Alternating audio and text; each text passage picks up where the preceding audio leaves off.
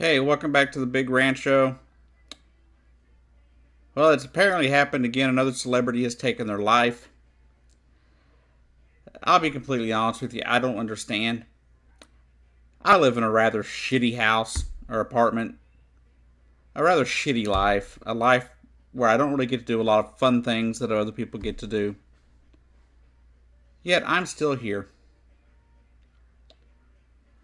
Yet these other people that have the ability to literally do whatever the hell they want in life, just throw it away.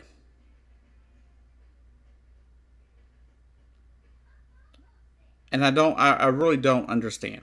I don't get it. Now, I'm not these people. I don't live their lives. But what was it? Designer Katie Spade died by hanging herself a few week earlier this week, and now today confirmed by CNN. Celebrity chef and food, I guess you could call him a food vlogger of sorts, Anthony Bourdain, is dead at 61. Apparently confirmed to be suicide. The odd thing is, Anthony Bourdain was in the middle of working an episode of Parts Unknown. His rather well received, well known series where he goes out to different parts of the world, displays their food, their culture, sometimes even their political issues, and generally talks to the people and people he knows, people he meets. And it was one of my favorite shows to watch. No matter where it really was. When it was on CNN, I enjoyed it. When he did did shows like that on another network, I enjoyed that as well. Anthony Bourdain's been is one of the most seems to be one of the most genuine and honest of the people that I saw on television, especially when it came to talking about food and things like that. He didn't shy away from controversial topics. But Anthony Bourdain is dead at 61 by his own hand. Clearly, there's an issue in this country. You've got kids committing suicide for what seems to be little or no reason. And the people they would look to do the same thing. Now, I don't know what could have caused Anthony Bourdain or this Katie Spade lady, who I didn't really know anything about, to commit suicide. I don't understand. Now, I understand this. I know the whole saying, money doesn't buy happiness, and maybe that's true. But I couldn't imagine having everything in the world at my fingertips and then offing myself. I've had lots of moments where I didn't want to go on. I live in a slightly different situation. I'm poor, disabled, and have watched everything that I used to love to do be taken away.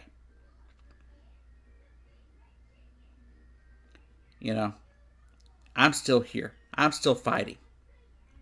But these other people, these rich ass folks, they just quit. Times get rough, they quit. That's what it seems like to me. I don't really want to sit here and seem like I'm some heartless asshole over people that commit suicide. I understand there had to been, to get somebody to that point, there had to be a lot of pain that they were dealing with, a lot of things they were dealing with. Maybe even medication could be involved in some of these situations, because some medications can lead you down that path as well. But over the last few years, we've lost so many, especially celebrities, to suicide. It's insane. Robin Williams, Chris Cornell, Chester Bennington. Yet, nothing changes. Suicide seems to be just as much of an issue in this country as gun violence and school shootings. but I don't understand. I don't understand any of it. I want to make one thing clear to those people out there that may be dealing with, depression and other things. In most situations, suicide is a permanent solution to a temporary problem. Most problems you can work through. Most problems you can get over. Loss of money, you can get over. Heartache, you get over it. You are important. You are important enough to stay here on this earth. You there's no reason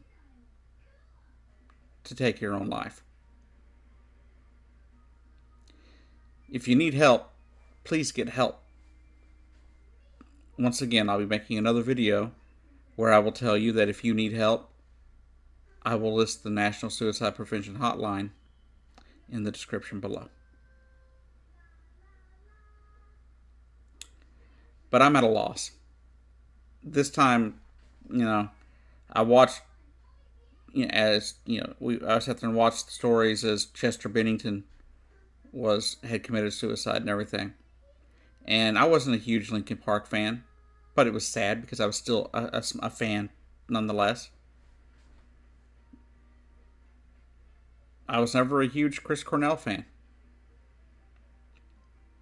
but it was still sad.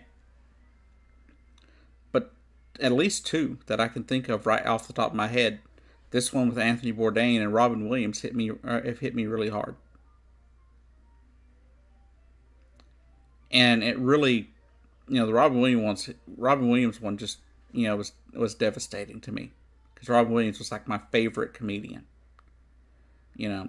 Favorite one to have in movies and things like that. I used to watch all his movies. And now my favorite guy that does food stories, is gone. I don't know what we need to do in this country, but we've got to do something. All these people committing suicide just doesn't make any sense. And I understand that, people have their different viewpoints on suicide. I see it as a very selfish act. I don't see it as compassionate or anything like that. I understand things like if you have a terminal illness, I get that. That kind of thing I can understand.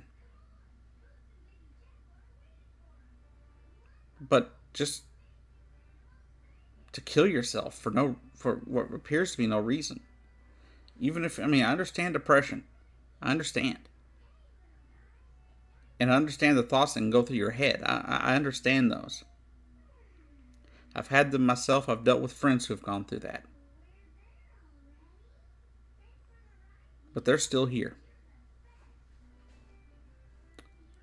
And I don't know what makes some people strong enough to get through it and others not. I don't understand it. I'll never understand it.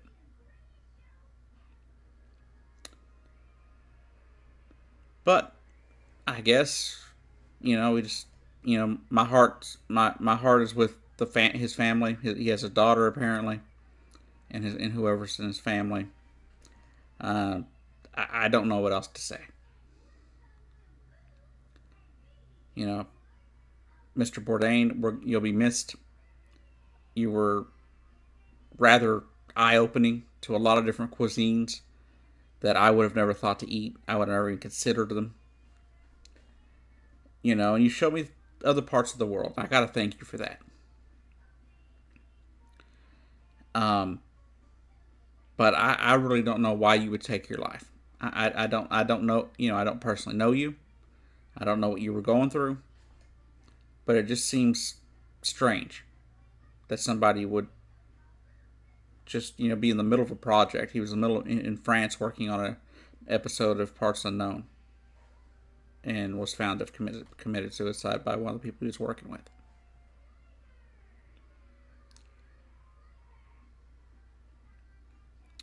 I really don't know anymore. I don't want to seem like an asshole, but at the same time, this kind of stuff just pisses me off. It saddens me as well because, this is a person I watched quite a bit. and now he's gone. So I don't know what to do about it. I know the way my life goes, I don't know how I make it through. I don't know how I keep going, but somehow I do. I live with a disease that at the end of the day will take my life at some point. I live with that threat and that fact every single day. And I continue. Why? Because of other people, a lot of times. But before I get too emotional, I suppose, I will end this video by saying thanks for watching. To those of you that actually do watch my videos, thank you very much. You're one of the main reasons I am here on YouTube every day, dropping videos as often as I can. And one reason I get up in the I get up in the morning and do what I have to do. I hate getting up in the morning, but I do it. And the few of you that actually watch my videos are partly why. Anyhow, this has been the Big Rant Show. I've been your host, Jacob Keck, and I'll see you down the road.